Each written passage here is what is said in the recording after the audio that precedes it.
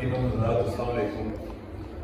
سارے مہمان قابل احترام ہیں جو اسٹیج پہ ہیں, جو اسٹیج سے نیچے سامنے بیٹھے ہیں.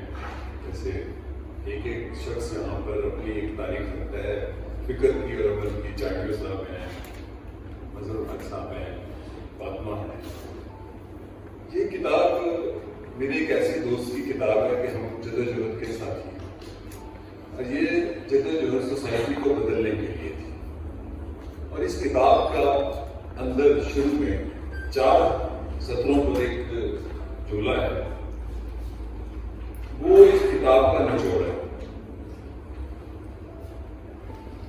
قارئین کرام, دنیا کی تاریخ میں ہر انقلاب, وہ قدیم دور کا ہو یا جدید عہد کا, ہمیشہ آٹا اور روٹی سستی کرنے کے لیے برپا کیا جاتا ہے. دنیا میں آج تک کوئی انقلاب سونا سستا کرنے کے لیے برپا نہیں کیا گیا, اس لیے کہ سونا عوام کا مسئلہ ہی ہے. یہ میں نے مارکسزم کی اور ساری سول دانشور سوسائٹی میں جو دانشوروں کا کردار ہے 3 سے 4 ہزار سال کے, اس کا نچوڑ ہے. آگے یہ لکھتے ہیں کمال بات جو اس سوسائٹی پر بہت افیکٹ آتی ہے, کیونکہ یہاں پہ نادر صاحب نے بڑی اہم بات کی. اردو میں سوشل سائنسز میں لکھے جانے والے کتابیں مصنفین 7-8, بالکل ٹھیک بات ہے, میں بھی اس کا حامی ہوں. نادر صاحب نے بہت شاندار بات کی. آگے جا کے لکھتے ہیں کہ پاکستان کی سوسائٹی کی جگہ یہ کتاب پاکستان کے لوگوں کے لیے ہے, یہ ویتنام کے لوگوں یا امریکہ کے لیے نہیں لکھی کہ پاکستان کی سوسائٹی کا اور اسٹیٹ کا کیا کرائسس ہے. حرفیہ آواز میں لکھتے ہیں لوگوں کو مذہبی بنا دو کہ وہ زندگی کی تمام محرومیوں کو اپنی قسمت سمجھیں, ظلم و جور کو اپنی آزمائش سمجھیں, بھوک اور ننگ کو اپنا مقدر سمجھیں, جبر اور تشدد کے خلاف آواز اٹھانا گناہ سمجھیں, غلامی اور ناداری کو اللہ کی مصلحت خیال کریں, کسی کے قتل کو موت کا معین دن سمجھ کر چپ رہیں, مشکلوں اور مصیبتوں کو اللہ کی طرف سے امتحان سمجھیں. اچھا, میں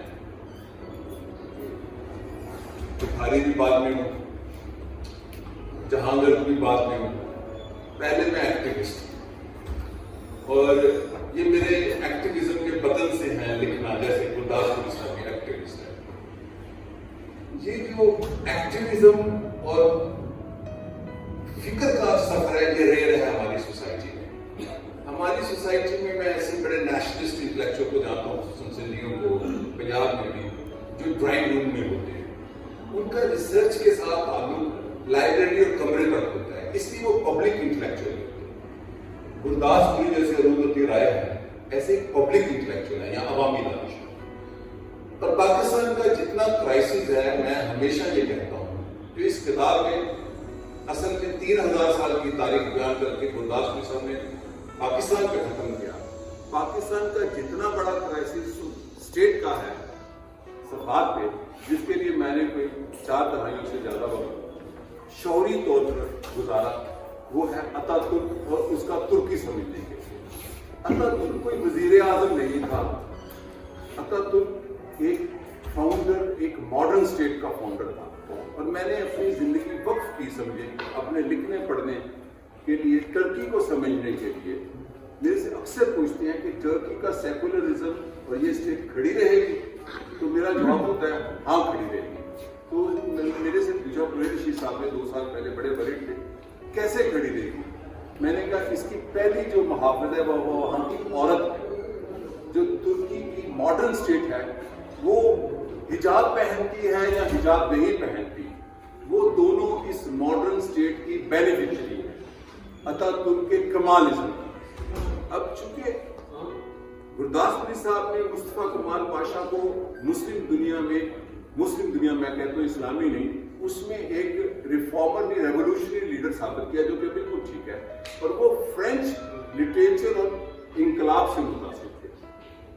16ویں صدی میں مراد چہارم نے, سلطان مراد چہارم نے کافی پینے پہ پابندی لگا دی, اور ملاؤں نے کہا کہ کافی نشہ ہے, اس لیے کہ جو قہوہ خانے تھے, آج کی ترکی میں قہوہ خانے بڑے عام ہیں, جہاں پہ کافی پی جاتی تھی, سلطان نے کہا کہ یہ نشہ جو ہے یہ اسلام کے منافی ہے، اس لیے وہاں پر جو سزائیں دی جاتی تھی، موت کی سزا بھی کافی پینے پہ سنانے کا فیصلہ ہوا 17ویں صدی میں، اس لیے کہ وہاں پر دانشوروں کی محفلیں ہوتی تھی، ڈسکشنز ہوتی تھی، ڈسکورس ہوتے تھے جو فرینچ ریولوشن سے متاثر تھے، اور جو اتاتürk کا ریولوشن، میں نے یہاں پر 8 مارچ والی، یہاں پر عورتوں کی 2 تحریکیں ہیں، ایک ہماری طاہرہ مظہر علی خان والی، ایک 8 مارچ والی۔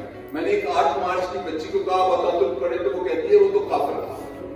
یہ ہے وہ این جی او والی سول سوسائٹی جس کا اصل گرداسپوری صاحب نے شروع میں ایک پورا ڈیفرینشیٹ کیا کہ سول سوسائٹی ہوتی سیاسی جماعت کی بنیاد، دانشوروں کی بنیاد پر ہے۔ دنیا کا کوئی ملک دکھا دے، capitalist, socialist, communist, social democrat سے، کہ جہاں پر کوئی تبدیلی ریفارمسٹ نے، کسی عیدی نے یا کسی، میں تو ہم ہی ہوں کہ یہ فرسٹ ایڈ ہو سکتی ہے، سوسائٹی نہیں بدل سکتی۔ یہ سوسائٹی، یہ فرسٹ ایڈ ہے، یہ سوسائٹی پولیٹیکل پارٹیز اور انٹلیکچوئل بدلتے ہیں اور اسی کے بدل سے بدلتی ہے۔ اب میں اتاتürk کے بارے میں بتاؤں، وہ فیلڈ مارشل تھے، خوزی چکماک اور اتاتürk 7 جنگیں جیتنے والے، جو پہلی اینزیک وار تھی گیلیپولی کی، جس کو چرچل نے ڈیزائن کیا تھا۔ چرچل نے وار ہاؤس، برطانیہ میں ڈیفینس منسٹری نہیں ہوتی، وار منسٹری ہے آج بھی، آپ جائیں لندن آج بھی وار ہاؤس ہے، وہاں پہ ڈیفینس منسٹری نہیں ہے۔ تو اس آرمی کو شکست دی گیلیپولی میں کرنل مصطفیٰ نے، اتاتürk نہیں تھے، نہ ہی پاشا تھے۔ پھر انہوں نے 7 جنگوں میں شکست دی، 7 جنگیں الائیڈ آرمی کو۔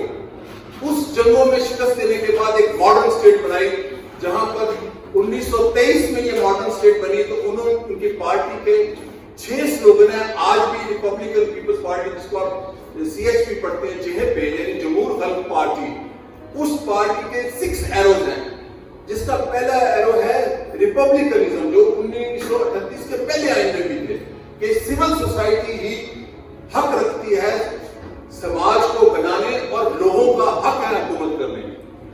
آپ نے اکثر دیکھا ہوگا، تقسیم جاتے ہیں آپ، یہ میں اس لیے بتا رہا ہوں، تقسیم اسکوائر میں آپ تصویر بناتے ہیں سب جو ترکی کے ہیں، وہاں پر ایک مجسمہ ہے اتاتürk کا، آپ کو پتا ہے اس مجسمے کی اس کی تشریح کیا ہے؟ اس میں اتاتürk کے 2 مجسمے ہیں، اور وہ اس میں سوویت یونین کے مدد سے بنوایا ایک اٹیلین مجسمہ ساز سے۔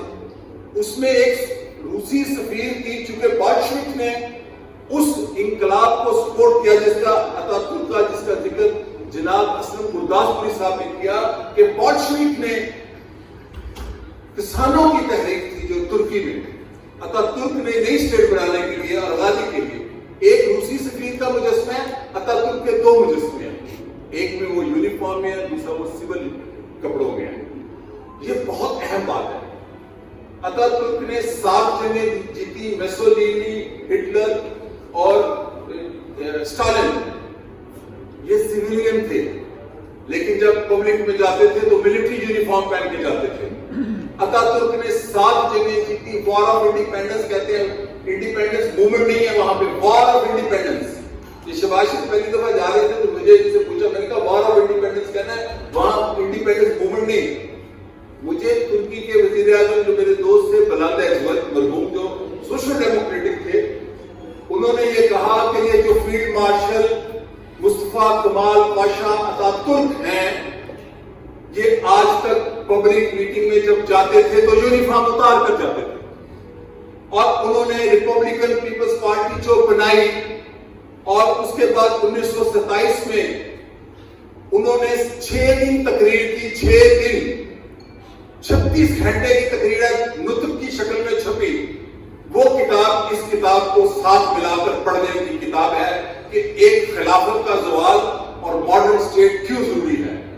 اس نطق کے 6 دن کے خطاب کرنے والا وہ فاؤنڈر لیڈر جس نے کہا عورت کو 1934 میں ووٹ کا حق دیا، فرانس میں 1944 میں، سوئٹزرلینڈ میں 1971 میں، وہ سول سوسائٹی میں انٹلیکچوئل کا حق دینے والا اتاتürk یہ کہتا ہے، فیلڈ مارشل آج کل چونکہ بہت چرچا ہے کہ جنگوں کی فتح عارضی ہے، حتمی فضا سائنس ٹیکنالوجی اور تعلیم کی.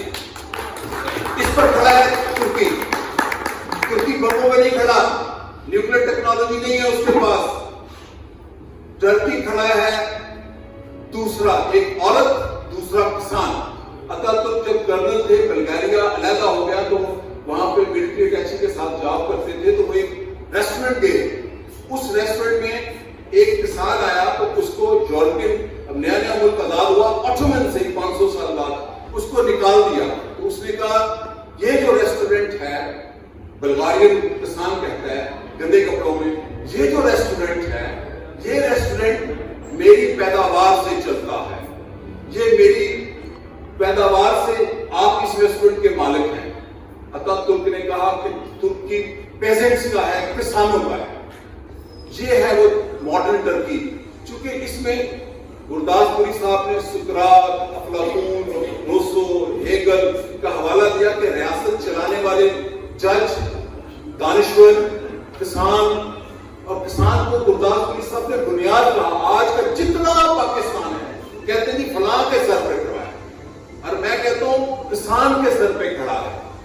اور اگر کسان کا جو آج سے 800 سال پرانا زراعت کا اس کا نظام ہے, وہ سرپلس گندم, سرپلس دودھ, سرپلس کیلا, سرپلس آم جو رلتا ہے سڑکوں پہ ہمارے, بالکل وہ کسان چلا رہا ہے 67%. اور یہ جو پاکستان کہتے ہیں جی ریمیٹنس سے چلتا ہے, میری بہنیں بھی امریکہ رہتی ہیں, باقی بھی, میں کہا آپ کا پیسہ نہیں آتا. ریمیٹنس بھی 90% پاکستانی پاسپورٹ پر محنت کرنے والا, گلف میں 50 ڈگری میں محنت کرنے والے کا ریمیٹنس ہے, جو 36 ارب یا 20 ارب جو ڈالر آتے ہیں. لیکن کوئی سوسائٹی نہ آئی ٹی پہ چلتی ہے, نہ اے آئی پہ چلتی ہے. وہ مسلم اسپین ہو جو کہ بڑا گلوریفائڈ پیریڈ ہے مسلم ہسٹری کا, سوسائٹی سوشل سائنسز پر چلتی ہے.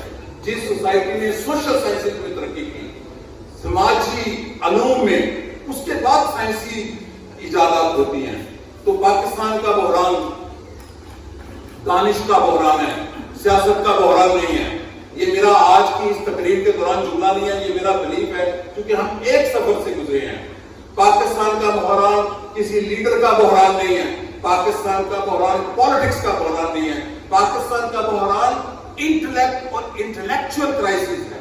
جہاں جیسے ناظر صاحب نے, میں اس بات کو ریپیٹ نہیں کروں گا, شاعر دوست ناراض ہو جائیں گے کیونکہ ہر دوسرا آدمی شاعر ہے, جہاں پر سماج کا, علم اور سوسائٹی کا جو کرائسس ہے اس کو جاننا, یہ ایک سوشل سائنسز کی بات ہے جس کو اسلم گرداس پوری صاحب نے, یا سبت حسن صاحب نے, یا قرار حسین صاحب نے, اور علی عباس جلال پوری صاحب نے, ان لوگوں نے, یا ڈاکٹر مبشر نے رسم زندگی پڑھے جو جیل میں انہوں نے لکھی.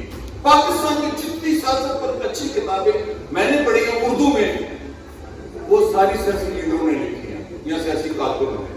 یہ بہت اہم بات ہے. میں نے جب پوری دیکھا کہ پاکستان میں اردو چونکہ ہمارا لینگوا فرنکوا ہے, ہماری قومی زبان ہے, ان وہ جو قوم کی زبان میں پڑھایا جائے, انگلش میڈیم پالیسی میکرز کا ہے, اوپینین میکرز کا علم یا نالج جو کمیونیکیشن ہے اردو کی ہے.